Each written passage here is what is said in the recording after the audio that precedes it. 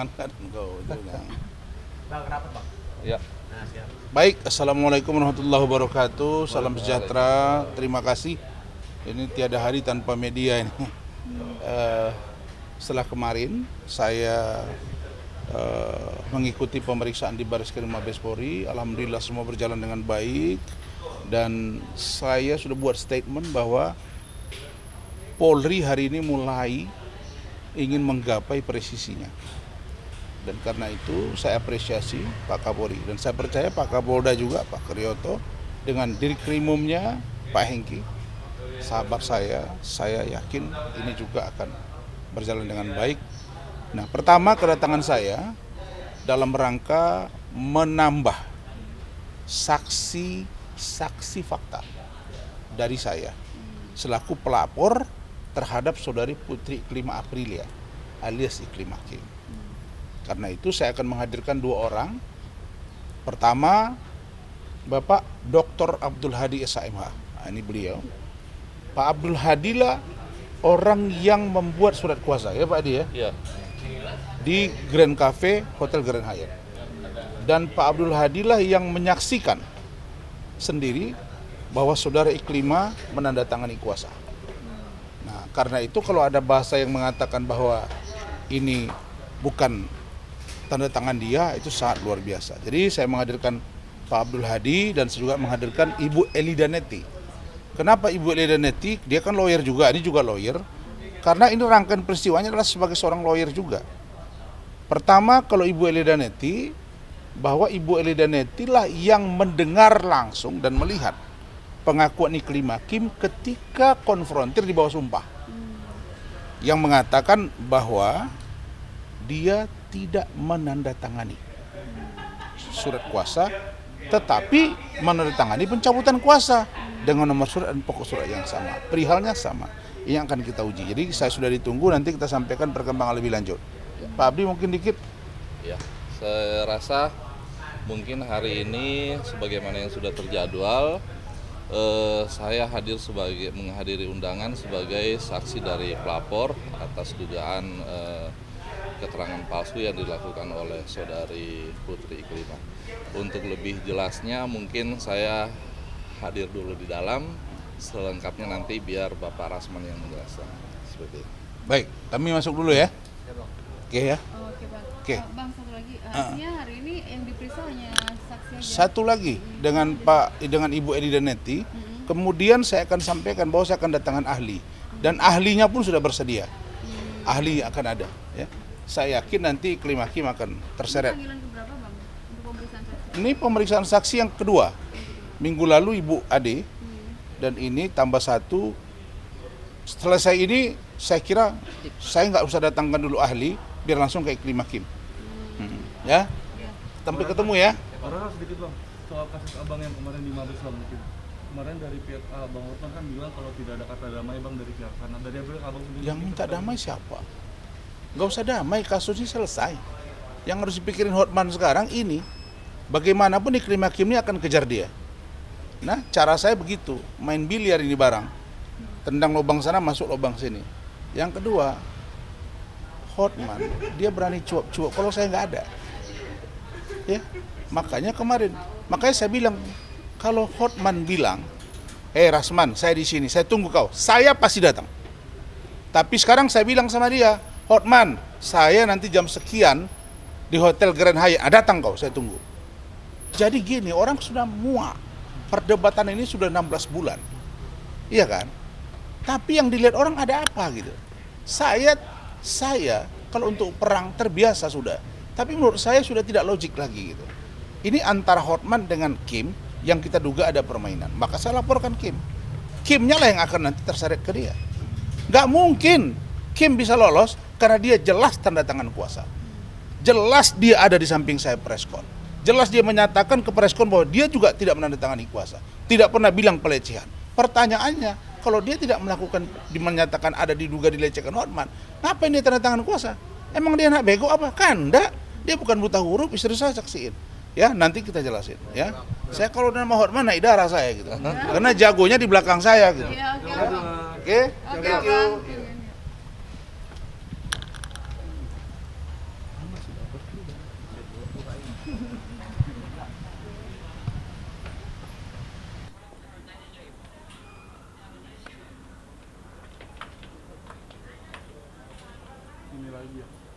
warahmatullahi wabarakatuh.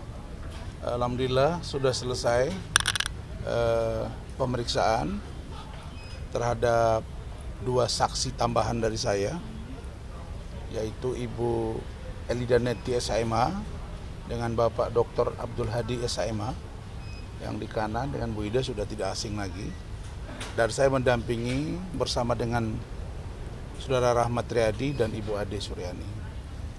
Tadi kita sudah sampaikan di depan penyidik, dan setelah ini akan diberikan SP2HP, surat pemberitahuan perkembangan hasil penyelidikan kepada saya, dan lanjut ke pemeriksaan terlapor. Dan saya juga sudah sampaikan akan mendatangkan 2 ahli bahasa dan ahli pidana yang kompeten dan tahu betul kasus ini. Nah, untuk itu seperti apa tadi pemeriksaan bisa disampaikan oleh Bu Ida secara ringkas. Nanti juga tambah Pak Adi. Silakan. Gimana Ibu? Mungkin Tadi pemeriksaan dalam tadi. Bu. Alhamdulillah pemeriksaan saya sebagai saksi berjalan dengan baik dan lancar. Pertama sekali saya minta kepada Pak Hotman Paris agar mengurus pacarnya. Ya Pak, kan Bapak ngaku tuh bahwa Iklim Hakim pacar Bapak. Sekarang dia bohong di depan publik lagi. Disaksikan oleh media dan mungkin banyak bangsa Indonesia yang mendengarkan statement-statement dari Iklim Hakim. Dan pembohongan lagi, dia merasa tidak memberikan surat kuasa, tidak memberikan surat pernyataan, bahkan dia merasa dia tidak ada pernah ke Kementerian Perempuan dan Anak, tidak merasa ada press release, tidak pernah merasa dilecehkan. Dengan semua yang ada di dalam surat pernyataan itu, tujuannya adalah dilecehkan oleh Hotman Paris. Itu yang ada tersirat dan tersurat maupun secara penyampaiannya di publik tentang pelecehan dirinya sebagai Iklim Hakim kepada dari Hotman Hotapea. Jadi dalam hal ini saya menyatakan mereka berpacaran bukan nebak-nebak. Ini pengakuan langsung dari Pak Hotman Paris di lantai 16 di depan Kombes Helpis. Jadi hari ini kita melaporkannya, mungkin kita yakin dan percaya tentu Pak Hotman Paris sebagai pengacara yang hebat akan memberikan bantuan hukum terhadap Iklim Hakim yang membohongi kita semua. Namun kemarin saya mendengar statement Pak Hotman Paris, senang kau sebagai tersangka, nah kau cincin aku 2 miliar, semua diungkapkan dengan sombong dan merendahkan yang sebelah sana. Pak, dalam takdir hidup kami orang Islam, yang kaya itu sudah ada, yang miskin itu juga sudah tertakdir. Kita ini orang biasa Pak, tidak sehebat Bapak. Namun sekali lagi saya sampaikan, Bapak bangga dan malu menyatakan Bapak punya dosa yang diumbar. Seperti saya ini main-main dosa-dosa dikit, tapi saya nggak ganti-ganti perempuan cerai kawin terlalu banyak. Tapi kalau bagi kami apa yang Bapak lakukan itu zina. Saya udah tanya kok kepada gereja Bapak, udah tanya sama MUI Bapak bahwa yang Bapak lakukan itu zina.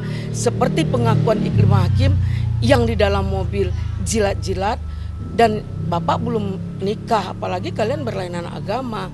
Iklim Hakim itu terlalu murah lah dibeli oleh moralnya oleh Pak Hotman Paris. Di sini saya tetap menyampaikan kepada Iklim Hakim, kamu masih muda, baik di depan Kombes maupun di depan penyidik lantai 15, lantai 16, saya tetap menyampaikan kepada kamu sebagai seorang perempuan yang parubaya, kamu masih muda, pantaran anak saya, jaga moral dan etika, jangan umbar-umbar karena masa depan kamu masih panjang dan hari ini kamu membuat DP paha terbuka sampai hampir ke kemaluan, biru-biru. Ya Allah, itu namanya apa? Promosi diri. Tolong ya, kalau ingin ada di DP, mending kalian taruh gambar bunga atau gambar binatang daripada gambar yang 80% telanjang. Jadi itu tidak baik untuk iklim hakim. Nah, untuk Pak Hotman Paris, jangan bangga Anda dengan kekayaan, dengan publikasi Anda banyak perempuan yang tidak Anda nikahi, banyak perempuan yang dekat yang seneng sama Anda, cuman istri satu, apa Anda nggak malu?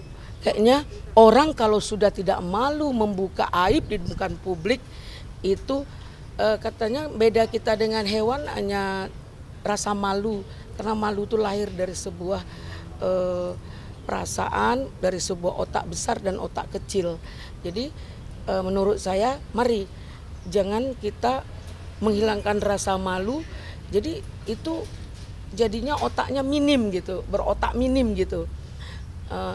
Ini indikasi ya, dan saya tidak menyatakan bahwa Hotman Paris berotak minim atau menyerupai hal yang saya sampaikan. Ini adalah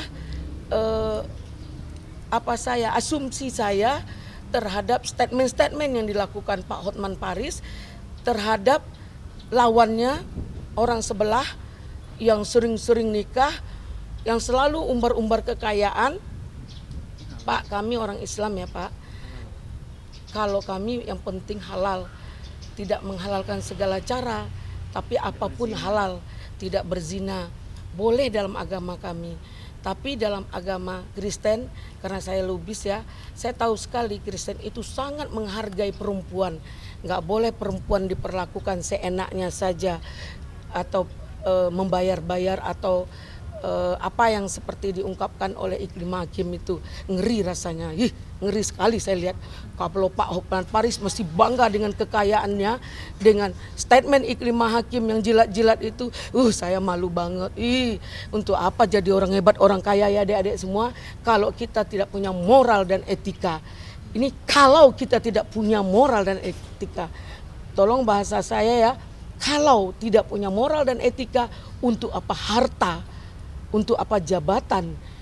Karena hidup beda kita dengan binatang adalah moral etika, itulah rasa malu. Berapa pertanyaan Bu dari penyidik? 13 pertanyaan. 13 Dek. 13 pertanyaan.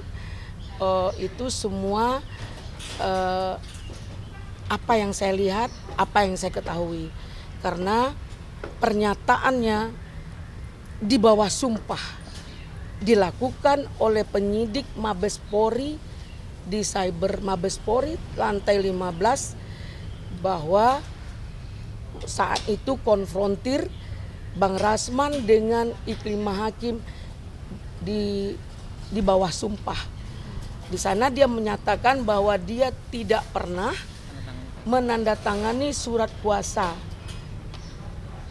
dengan menangis. Anehnya,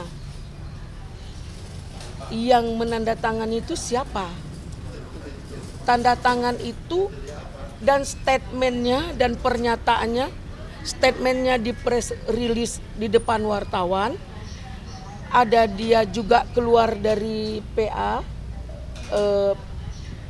ke Komnas Perempuan dan Anak, dan juga ketika Dumas, dia melaporkan Dumas ke pihak Polda, ya Bang, itu kan Mabes itu kan press release terus dan press con. Nah, apa itu bukan Iklim Hakim? Apa itu hantu? Atau siapa ya? Saya nggak bisa jawab.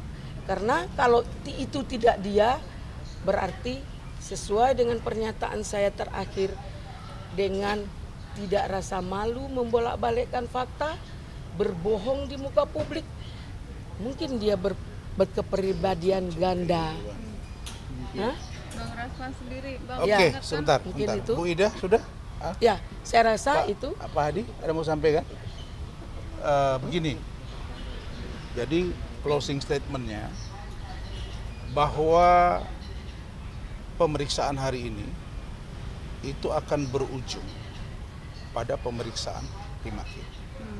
Dan sudah diagendakan. Penyidik sudah berjanji akan menyerahkan SP2HP kepada saya. Sebagaimana yang saya sebutkan tadi. Dari situlah akan mulai diperiksa. Dan saya akan update kepada media. Kemudian saya akan datangkan ahli dengan surat resmi. Prinsip dasarnya adalah keterangan dari saya selaku pelapor, dari saksi-saksi saya, itu nggak bisa dibantah. Tidak bisa dibantah oleh Iklim Hakim.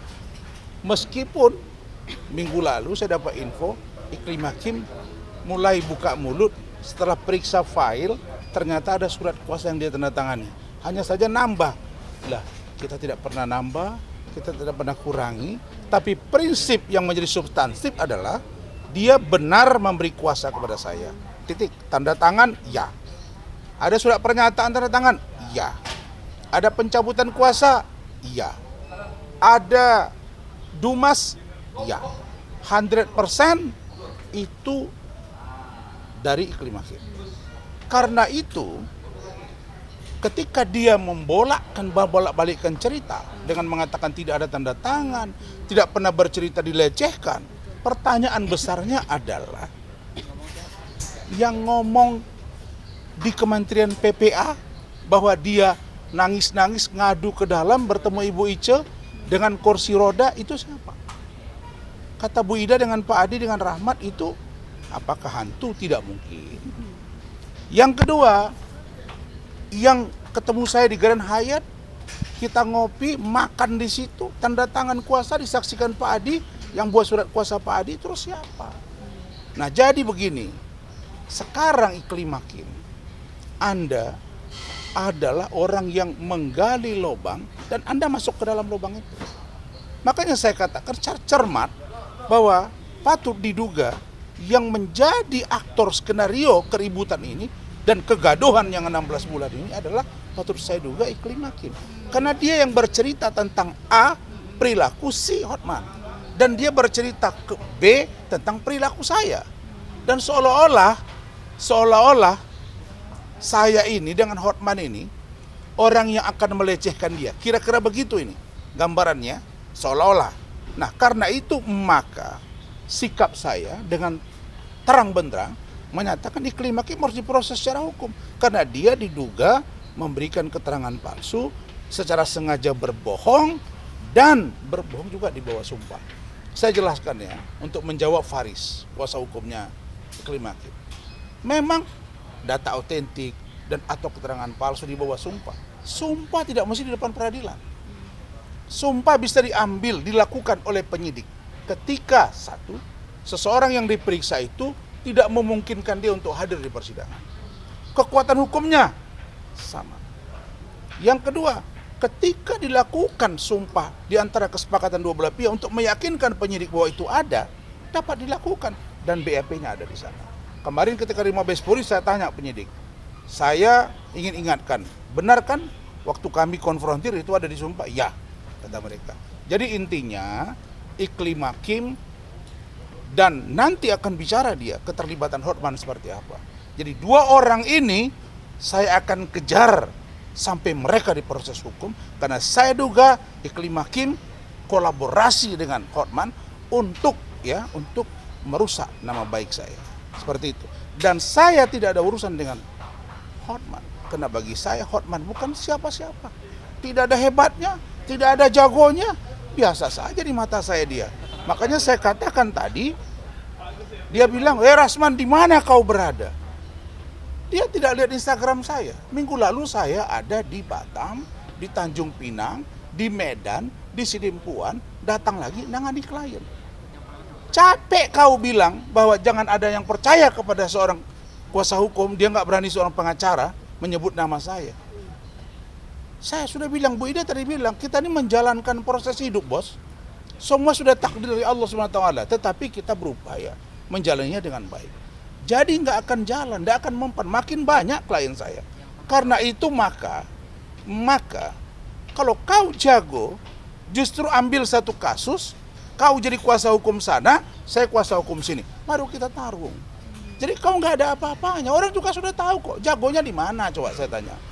Dia datang ke Mabes Polri, dia tahu saya tidak ada. Coba kalau ketemu saya akan bilang, kan tadi saya ulangi, saya dari sini akan berangkat ke daerah Plaza Indonesia, mall. Datang kau, Hotman. Saya tunggu kau, sebut, saya pasti tunggu. Nah, atau kau ngomong sekarang, saya di sini, Rasman, kau datang, saya pasti datang. Mau 1000 ajudan dia, saya nggak ada urusan.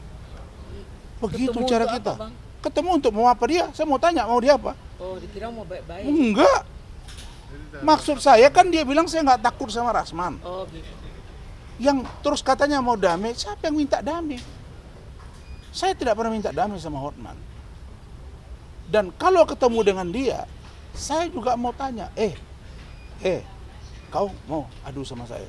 Kan sudah saya bilang, adu ilmu ayo, adu fisik juga ayo.